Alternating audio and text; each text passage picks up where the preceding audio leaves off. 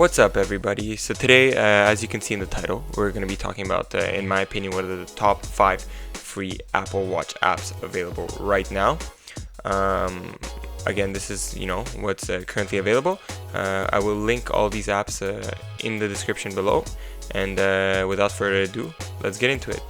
Coming in at number 5 is an app called The Score. Anyone that really follows any team of any sport at all should know what this app is. It just has a bunch of game information, live game information, team information, really anything about all kinds of sports that are even remotely popular, internationally speaking. So as you can see right now in the summer, the only real team I follow is the Boston Red Sox in the MLB, so baseball, but nothing much is going on right now. But if you were to kind of look at different times, you'd see a whole live play-by-play analysis of everything, and it's really cool when you're out, especially with your watching. You want to see how your team's going, etc. if you're not in the ability to watch the game. So here I kind of went into the app to show you guys not just the app itself, because that's not what we're here for, but really how you get teams that you like to show up in the watch itself. So you search up a team, for example, here the Miami Heat. I don't really care about them, don't really follow basketball much, but for them to show up on your Apple Watch, you'd press the top right star there. As you see, it became yellow, and then that favorites the team, and then all of that will be transferred to your Apple Watch anytime they have a game or something. So coming in at number 4 is Microsoft Outlook. The reason for this being is really the fact that, the Apple Mail app sucks. It never fetches data at the right times, and there's no Gmail app on the Apple Watch. So Outlook is the next best thing. It's actually pretty good when you have mail to look at. It's very, what you would expect to be just like the Apple Mail app. That's pretty much it on this end. There's not much to it. It's pretty much the only good one available, and you can host any email provider on it. Number 3, it's the Calm app. So basically the Calm app is very popular. It has been sponsoring the Joe Rogan podcast for a while. Many people know what it is. So essentially it's used for quick meditation. So as you can see on the screen right now, I'm putting emergency calm. So basically it's a verbal recording that will kind of walk you through calming down in a state of emergency. Has a calm voice and etc. So it's really, this whole app is just for moments of peace, and it utilizes a lot of simple breathing exercises and some informational verbal recordings with very calm voices that walk you through calming down. So for example, there is other than the emergency calm, there is a stretching routine, for example, and it's a voice walking you through a stretching routine. As you can see here, there is a breathing exercise where it tells you to put your hand on your belly, and then you really have to kind of breathe in with inhale with the bubble growing, I guess, kind of in a way, and exhale as the circle empties. It does really work, especially if you're someone like me that works a lot and sometimes can get overwhelmed with things, but it's very cool to have it on your wrist. It's fast. The breathe before sleep I use as well. I use the mindful warm-up sometimes in the morning, so stuff like that. It's really cool. And then as you get into the app, I haven't really used the app itself, but that's where it started, and supposedly there's a lot more that the app has to offer, but to be quite honest, I haven't used it much, but you can definitely go and check it out, and it's the same idea essentially.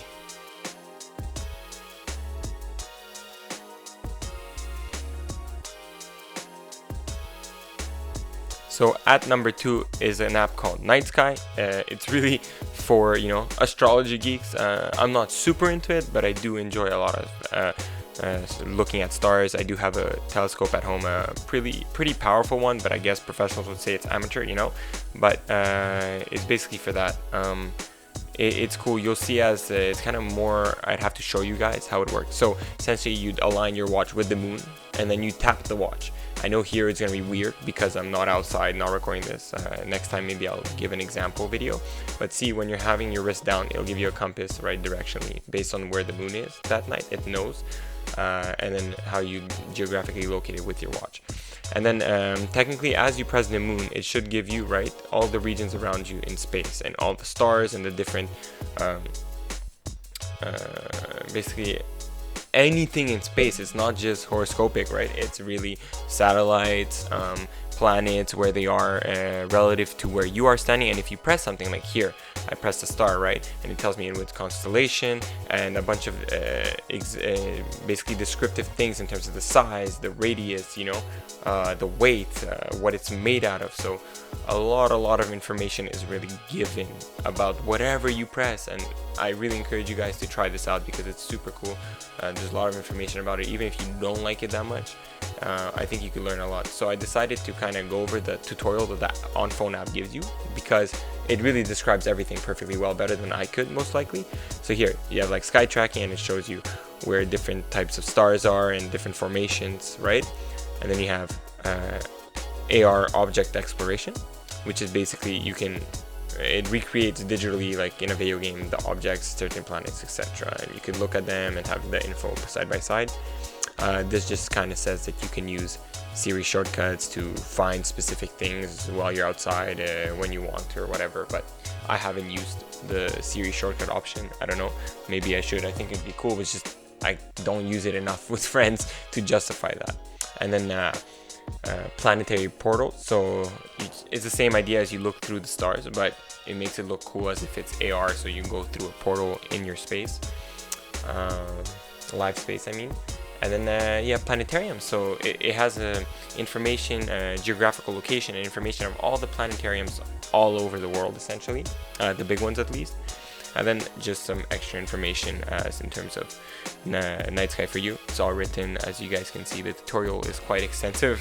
It was pretty good at explaining to me everything it had. Obviously a moon part where you can see everything on the moon, the different craters, different mountains, and different depressions on the ground. And then yeah, it has a lot to offer, as you can see. So coming in at number 1 is Timetable. This app is way simpler than some of the ones I had shown previously, but it is extremely helpful. It helped me a lot. So it's a scheduling app. All it is just a simple, colorful, you know, scheduling app that you have on your watch at all times. It has, for what it is, it shows a lot of information. So obviously the time. So on Wednesday you see at 2:45 class 2, at 10:45 class 1. This is just an example. And then you have descriptive things at the bottom, like don't be late, brush your teeth before, you know. I know this is to be funny, obviously, but yeah, that's kind of what you see. And it's very simple to set up. There's not much to it, and that's the beauty of it. It's very simplistic. There is a paid version of it, which I'll elaborate on in a second. So, but the free version has essentially enough for me. It's just my classes and some tasks I have to do. I use it mostly for school. So basically, as you see, you have the different classes when you, or whatever, dentist appointment, whatever it is, you're editing. You can edit, you can change all by colors, so it's really color coded. It's cool. I had, for example, specific classes always coded in that one color, as you understand. But here you can write a description right under, so whatever you want it to be, right? It could be something long, it could be something shorter, obviously. Really doesn't matter. What I really appreciated about this app is that not only it's free, obviously that's the title, it's top 5 free apps, but really it's simplicity and usefulness. I think overall this gives you, for how easy it is to use and how much it gives you, the best ratio. So it gives you the most for what it has. I've used it every day while I'm in school, and not just with school, as I said, like appointments, work tasks, stuff like that. So the paid version gives you some extra perks, you know, like, but to be honest, for the price, obviously it's not a lot, but there's nothing that really makes me justify getting the paid version. The free one is just as good. As you can see, I've also added a bonus app. I thought it's really cool, and it could have definitely been in the top 3 probably, but problem is I never really use it, never either think about it or use it, but it's sick. I'm sure a lot of you guys know what it is. It's a translator app. So basically you choose a language that you want to translate it to. So for example, if you're traveling in Europe or something, here in Iceland, and you want to talk to someone, you kind of just press that language, you force touch, you press the language, you choose a language like Italian, and then you say a sentence. So here's an example: how's your day going? And then it would translate that for you. You even have the option of playing it out loud, you know, so that the person hears what you're trying to say. And I personally find this badass, and yeah, that's pretty much it, you know. just to finish this off, I'd like to thank you guys for kind of watching. I hope I brought some value to some of you people. Either way, you know, comment what you think I should do different. I'd love to improve with feedback. So yeah, thanks again, and have a good night or good day, whatever the hell y'all doing.